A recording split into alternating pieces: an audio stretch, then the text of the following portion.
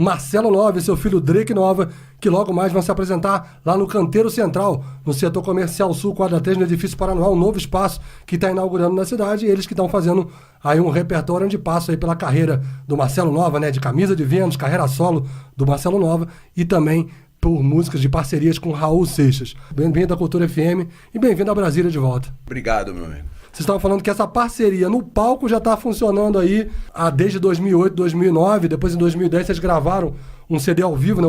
A primeira participação de vocês como banda, que foi hoje no Bolshoi, gravado aqui no Bolshoi Pub, na vizinha Goiânia. Esse disco saiu em 2011.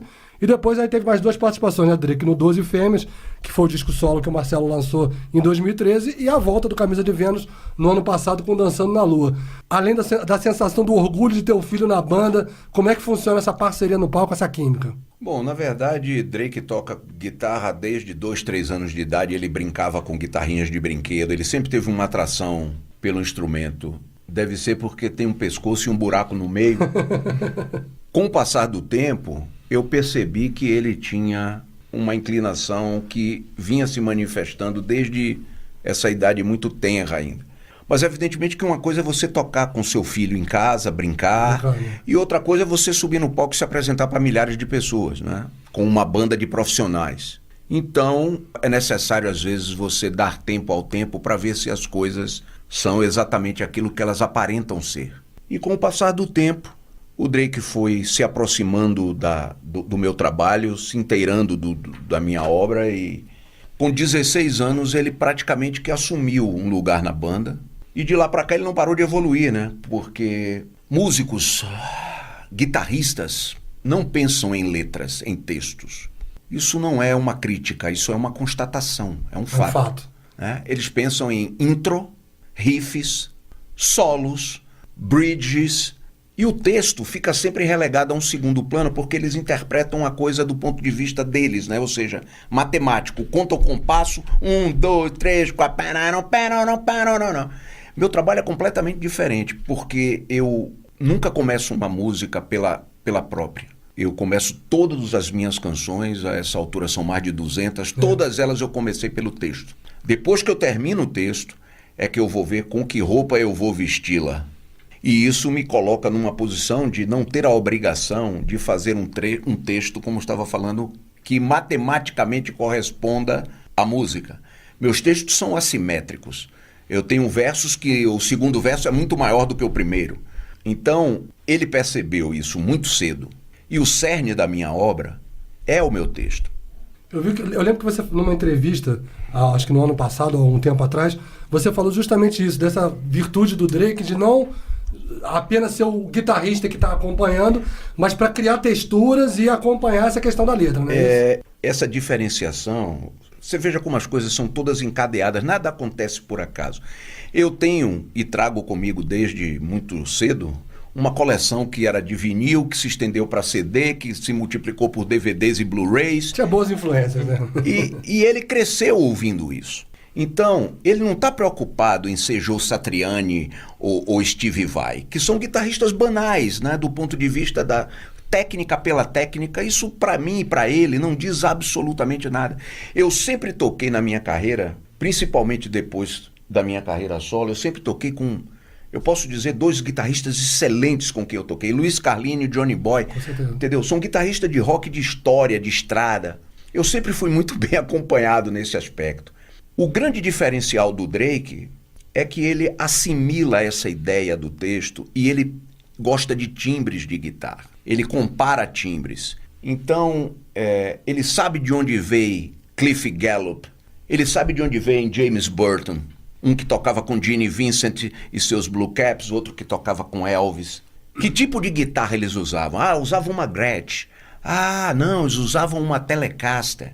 Ele sabe exatamente o que extrair desse tipo de conexão. E aí você vai, porque a floresta é grande, né? Com certeza. A floresta é muito grande. Então você vai procurando novas possibilidades para o velho trabalho. Qual é o velho trabalho? Compor, subir no palco, tocar. Eu faço isso há 36 anos. Mas você precisa estar atento para você não ficar atirando pedra para tudo que é lado e mandando bala para o fogo amigo. Você está entendendo? Então o Drake acabou, com o passar do tempo, o 12 Fêmeas ele fez um trabalho interessantíssimo, porque o 12 Fêmeas é um disco que tem muitas nuances, né? E ele soube captar isso e ele funcionou no disco mais como um coreógrafo do que propriamente como um guitarrista, no sentido, na acepção da palavra, né? Para cada canção, para cada colocação, para cada tema, ele tinha um porquê de estar usando aquilo. Isso foi muito interessante, né? Foi muito, muito, muito interessante. Eu nunca tinha tido um trabalho de guitarras tão detalhado, tão detalhista, tão específico para cada canção. Algumas pessoas não percebem isso e não vai fazer nenhuma diferença, mas para quem nota, para quem presta atenção, é um deleite. Drake, diante de tantos elogios do pai, como é que você fica? Como é que é a responsa de estar no palco? Quer dizer, já tem alguns anos, já não é uma coisa nova para você, mas naquele momento da primeira experiência de começar a tocar de verdade, profissionalmente, como o Marcelo falou, no palco com ele, na banda dele, depois, mais recentemente, com Camisa de Vênus, como é que foi para você, carregando toda essa história que o Marcelo Nova tem aí no rock, na música brasileira? Cara, como você mesmo disse, a gente já tá tocando junto há quase 10 anos. Quando eu comecei, já eram 16, 17, sabendo o que ele fazia, sabendo o que ele gostava, o que ele não gostava. Então, foi... Eu já conhecia as músicas quase de trás para frente.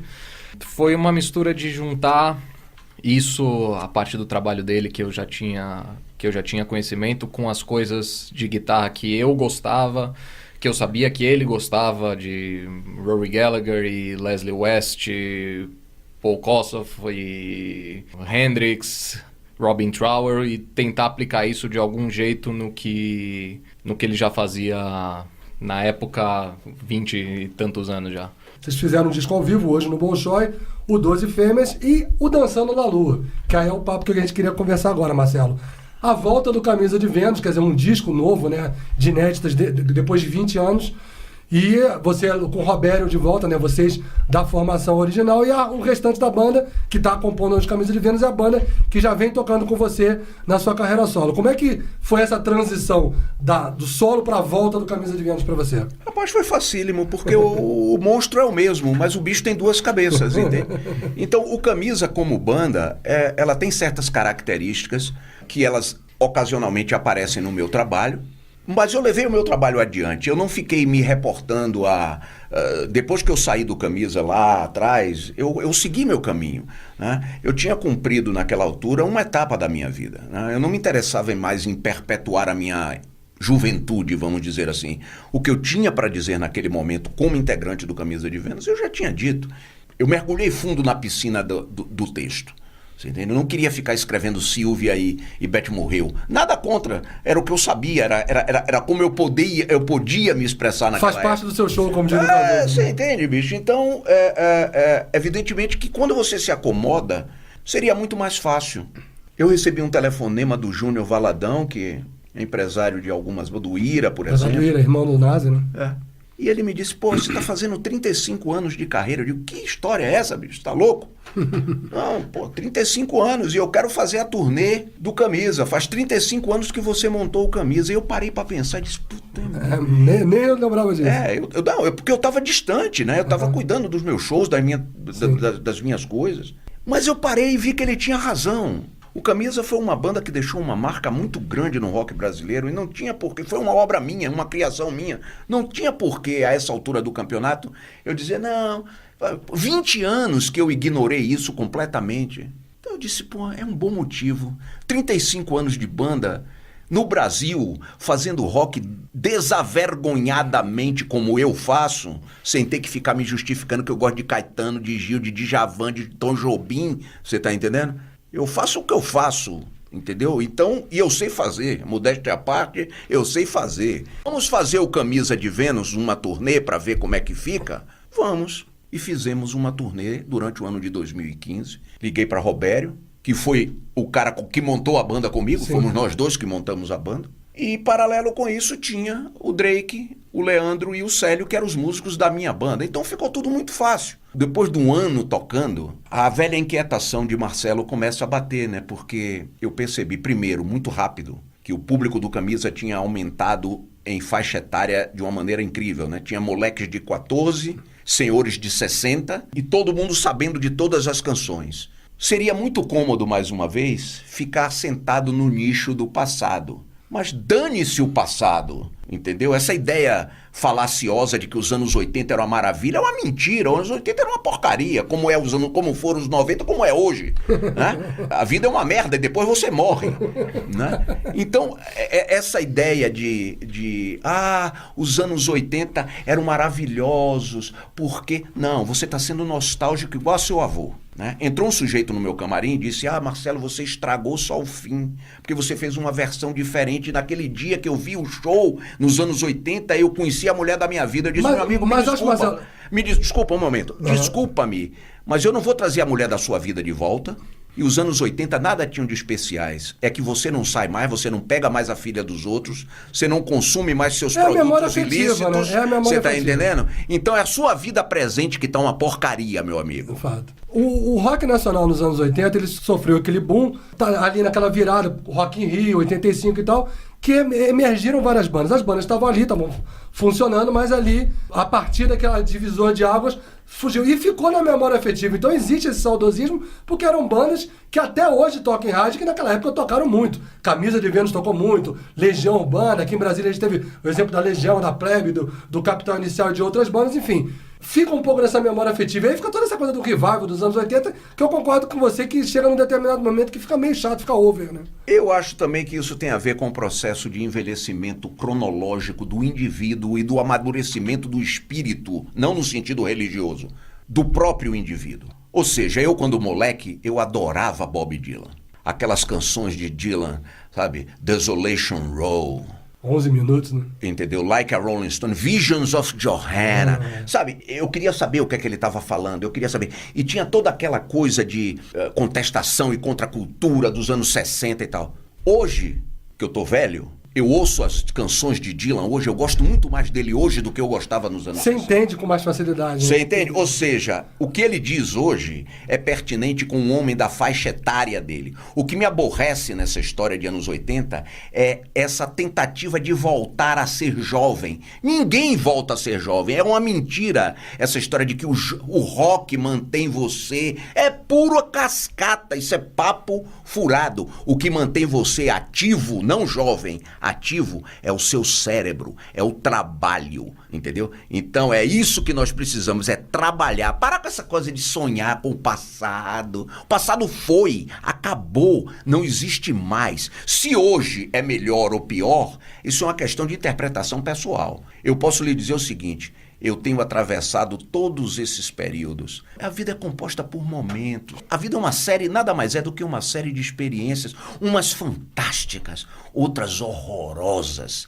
Querer traçar um plano para você cavalgar com seu cavalinho branco sobre esta planície de paz e felicidade é pura babaquice. Drake, diante dessa filosofia toda do Marcelo Nova, como é que é escolher um repertório para fazer um show diante de tantas músicas, né? O Marcelo já falou que já são mais de 200 aí. E é ele que vai escolher mesmo, porque... Ele que faz set list. É claro, ele é meu diretor musical, entendeu? Então é ele que se vire e resolva o problema. E como é que você resolve esse problema, Drake? Tem muito material, então fica fácil. Como você mesmo tinha dito, tem coisas da carreira solo, tem coisas do Camisa, tem coisas do disco novo, tem coisas com o Raul. Então é tentar juntar 37 já, quase esse ano, anos de carreira em 2 horas. Marcelo, parafraseando a sua parceria com o Raul e parafraseando o próprio Camisa de Vênus, tem muita estrela ainda para pouca constelação? E a nossa raça é mansa? Olha, Muita Estrela e Pouca Constelação foi a primeira canção que eu compus com o Raul, né? Eu fui numa festa da Warner, na época em que gravadora ainda existia. Eu fui numa festa da Warner e toda aquela cena que está descrita na letra é literal aquilo ali. 20 dias, um mês depois, Raul morava no Butantã, eu estive na casa dele e mostrei a letra. Ele disse: pô, posso fazer a música? Eu disse: claro, a música é dele, a letra é minha.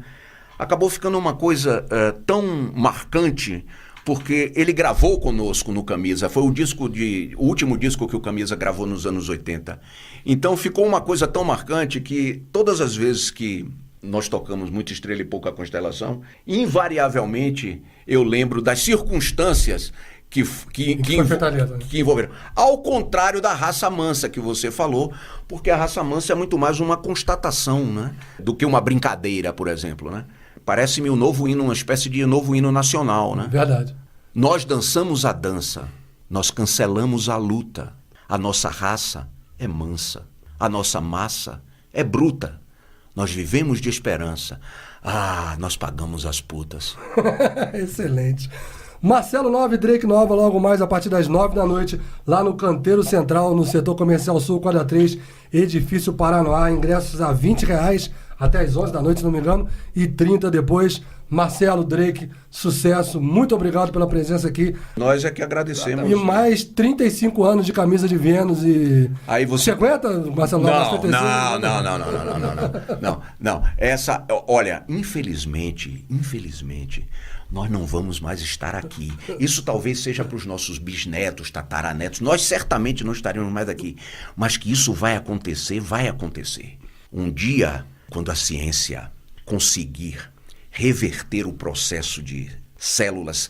Porque o que é a morte? A morte é uma doença, é o envelhecimento celular. O dia que isso for invertido, porque Jesus foi o primeiro clone da história. Ele foi feito no laboratório de Maria. Verdade. Não teve penetração. Não, ao menos que eu saiba, não houve penetração. Reza a lenda.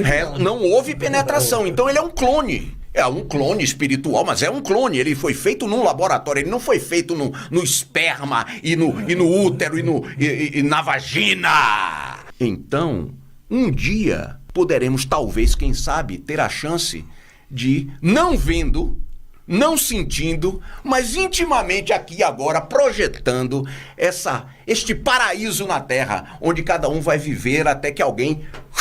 Como diria a rainha da Branca de Neve, corta-lhe a cabeça! Da Alice no País das Maravilhas. Marcelo Nova, então agora pra encerrar esse bate-papo, queria que você pedisse uma música, fica à vontade. Pode ser Camisa, pode ser você solo, pode ser você com o Raul. Já que nós falamos do 12 Fêmeas e do trabalho do Drake no disco, poderia pedir uma canção que faz parte dele e que se chama Sinais de Fumaça. Maravilha. Drake, o que você vai escolher aí? Já que estamos falando de coisa nova, então... Já que você que escolhe o setlist. Já sou eu que escolho o setlist. Então, uma música do Dançando na Lua, Manhã Manchada de Medo. Vamos ouvir então essas duas músicas agora no Cult 22, agradecendo mais uma vez ao Marcelo Nova e ao Drake Nova.